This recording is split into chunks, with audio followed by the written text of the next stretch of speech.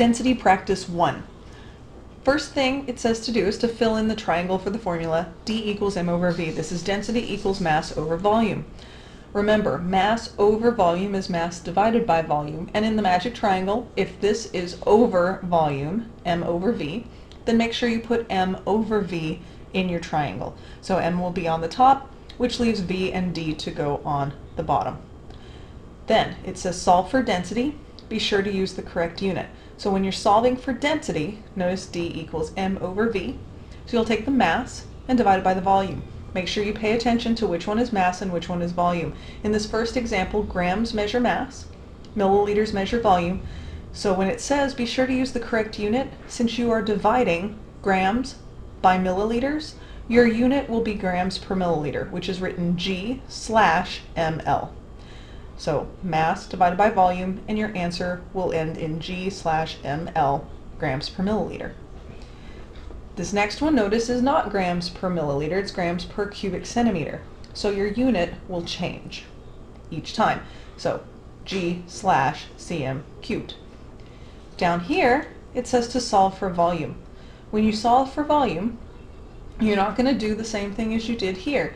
If you're solving for volume, remember that V was going to be on bottom, so you're going to take mass divided by density, and look at these two numbers. Which one is mass? Well, grams measure mass, so we're going to do mass divided by volume.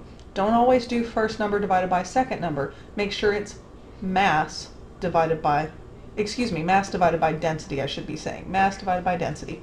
So you're going to take your mass, which is in grams, and your density in grams per milliliter. And since you're solving for volume, the second part of your density unit is going to be your volume. So your answer should be in milliliters for this one. Always look for the unit of volume. Your volume could be in milliliters, liters, or cubic centimeters.